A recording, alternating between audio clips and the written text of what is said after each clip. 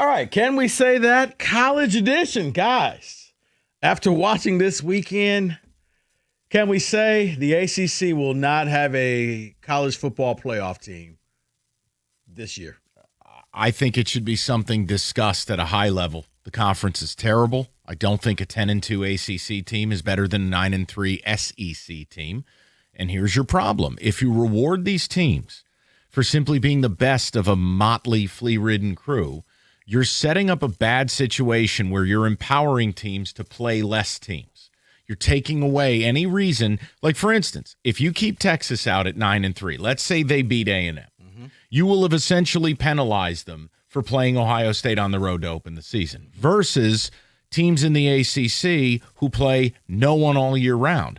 Even now, you're seeing the possibility of what you're saying is that Miami beat Notre Dame. Now, let me be clear. I don't think Notre Dame or Miami belongs in. The point is, Notre Dame's ranked ahead of Miami. What's the point of taking the game? What's the incentive on taking the game? No, I got you. David, will the ACC have a representative in the college football playoff?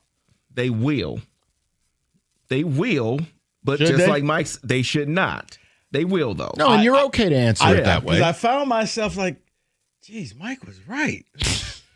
This conference is awful. Yeah, and sadly, it'll be Miami because of what they have left. Or they could just cannibalize himself because Pitt could go through and just run the table and knock everybody out. I'm hoping for that scenario. Shout out Pat Narduzzi. Yes. Can we say Maryland made the right move in keeping Mike Locksley? They said, you know what? We're going to just invest in our coach. Too many jobs out there. No, that's a loser approach. The whole too many jobs out there thing is faulty. I'll give you an example. Penn State and LSU, and you're not looking for the same coach they are. So those jobs, it's as if they don't exist. You know, like Michigan State or Maryland, you're not calling up Lane Kiffin and getting him. So then you get to... You're not shopping at the Bentley lot. Correct. And then there's jobs that are also beneath you. Any job that is not a part of the SEC or Big Ten is beneath you financially and for what comes with it. For Maryland, I think the guy they should have hired is right down the street. You hire Bob Chesney from James Madison, DMV, knows Virginia, D.C., knows winning, has built a program, has done more with less, young, energetic, ready to roll. Put the same money you're going to put behind Locksley, who's got one of the most abysmal Big Ten records out there, and put it behind a young rising star. I don't think. Here's what I would say. I want to answer your question with a question. Okay. Name for me when giving it one more chance has actually worked in college football. You could say Harbaugh, I'll say cheating. Take that one to the side. I don't have proof for this, but I'm going to say Ryan Day. I think Ryan Day was about to be fired. He had 3 weeks. You better win this whole damn thing. Right, but I'm saying bringing a guy back to the next year. It doesn't work. Yeah, I can't. So I'm going to say no to it. I think Maryland has just said we quit. What you end up is with the Billy Napier syndrome, where you know you're going to fire the guy. It's just when, at not what if. point, and now you're kind of crippling your team. So I'm going to say no to it. David, go ahead. Yeah, I understand everything you're saying. It is the AD's job to find the right person for the job. But then I go back in the back of my head and is, what is Maryland football? So because I think they're nothing, sure, bring the guy back. I mean, I thought that they would do better because they got Under Armour backing them. But, yeah. Can we say, speaking of coaches, that Virginia Tech got it right hiring James Franklin? At least on paper. It's a home run. Again, James Franklin, you win 9-10 games a year at VTech. A, you're going to the playoff. B, he's a demon recruiting in places like the DMV area. High profile. They're putting $250 million into the program. They know they're on life support. I think it's a coup to land a guy like that. Not even the DMV, Mike. He recruits this area well. Oh, big time. I just meant proximity for VT is very important in the same way like Michigan State. You got to recruit Illinois, Indiana, Ohio, Michigan. Same thing for VT. Look, I think they're going to get some of Penn State's players. I think he's going to have a high-caliber staff.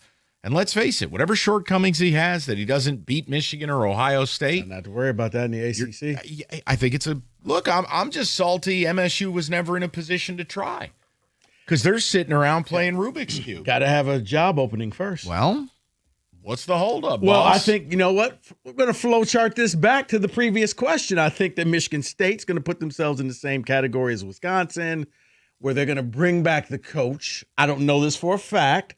I just have a feeling they'll bring back the coach. We're going to invest in this coach. Okay. And to me, you've set yourself back at least 2-3 years if you do that. You'll because lose. You'll fire him in the middle of the season next year.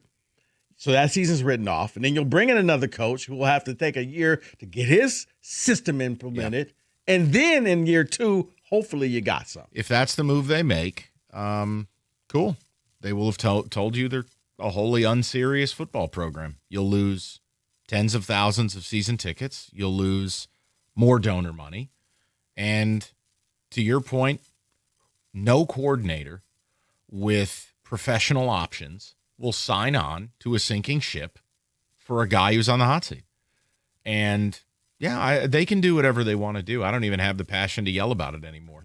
So, Rico, if that's what they do, Michigan State is telling you they're happy being wholly unserious. That's it.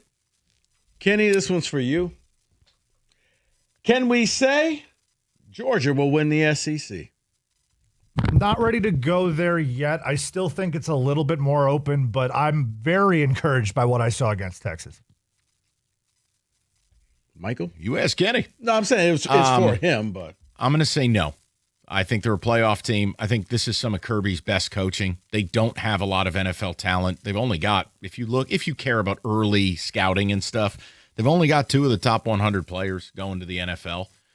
They don't have these first-round Georgia Bulldogs / Philadelphia Eagles draft future picks. Eagles. Yeah, there's no Nolan Smith on this team. There's no Nakobe Dean. There's no Jordan Davis. There's no Jalen Carter. There's just Keely Ringo.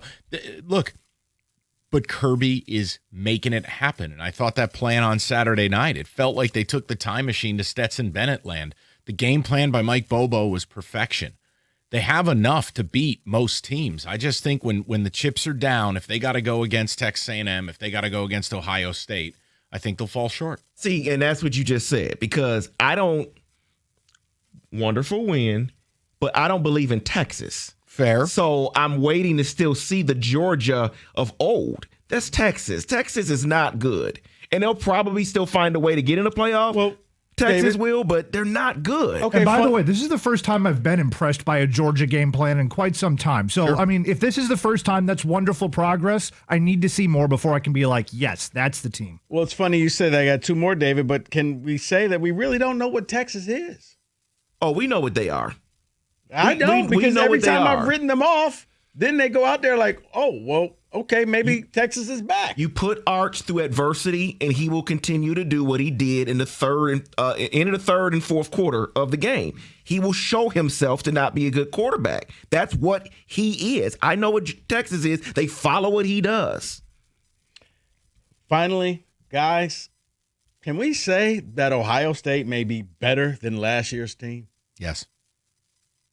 Yeah, and I think they've managed the season really well as far as giving guys breaks, keeping everybody healthy, and they can gear it up now versus Indiana, who tries to beat the brakes off of everybody. They've lost players in the process. Yeah, I feel like they might run out of gas. I mean, Ohio State, they've got one thing they probably need to do, but it's only vanity at this point, is beat Michigan.